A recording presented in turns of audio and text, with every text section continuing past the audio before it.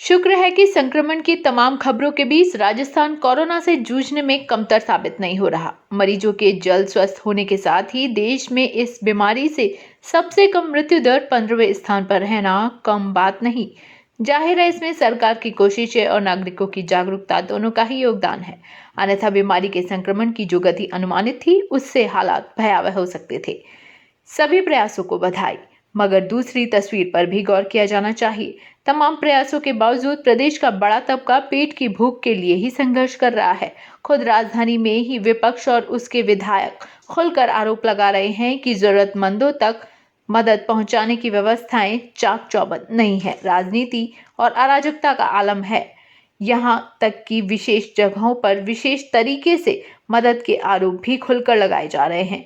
ऐसे वक्त में सरकार की एक चिट्ठी चर्चा में है। मदिरा लाइसेंस के अनुज्ञाधारियों को शराब परिवहन करने की अनुमति सरकार ने दी है, यानी जयपुर, जोधपुर और कोटा के शहरी और कर्फ्यू ग्रस्त इलाके को छोड़कर शराब का परिवहन कर भंडारण किया जा सकेगा। जाहिर है आबकारी विभाग और सरकार को अपने राजस्व की चिंता है। सरकार की आय का बड़ा हिस्सा आबकारी से ही आता है, मगर संकट के इस दौर में प्राथमिकताएं क्या होना चाहिए किसी को बताने की जरूरत नहीं। सवाल यह भी है कि जब सभी का ध्यान कोरोना की रोकथाम की तरफ है तो क्या मदिरा परिवहन की सरकारी अनुमति से शराब तस्करी को बढ़ावा नहीं मिलेगा? अभी जबकि लॉकडाउन के भविष्य को लेकर कुछ भी स्पष्ट नहीं है, तो परिवहन की आवश्यकता आखिर क्यों पड़ रही है? दूसरी तरफ लॉकडाउन से धंधा पानी ठप कर बैठे छोटे और मझौले व्यापारियों को लेकर किसी भी स्तर पर चिंता नजर नहीं आ रही।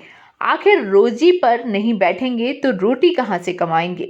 शायद सरकार के कानों तक यह सूचना पहुंची नहीं कि जयपुर सहित कई शहरों में दुकान ठप होने से मजबूर हुए सैकड़ों लोगों ने सब्जी बेचने का काम चुना है। क्यों? क्योंकि आवश्यक सेवाओं में सब्जी फल और विक्रेता आते हैं। घर चलाने के लिए यही सही। सवाल ये भी है कि जब गरीब और जरूरतमंदों के लिए व्यवस्थित रूप से रोटी का इंतजाम नहीं हो सका, जब प्रदेश में फंसे प्रवासी मजदूरों और परदेश में फंसे राजस्थान मूल के लोगों को वापस लाने का व्यवस्थित इंतजाम नहीं हो सका, तो मदिरा परिवहन की चिंता सरकारी मंशा पर सवाल तो खड़े करेगी ही।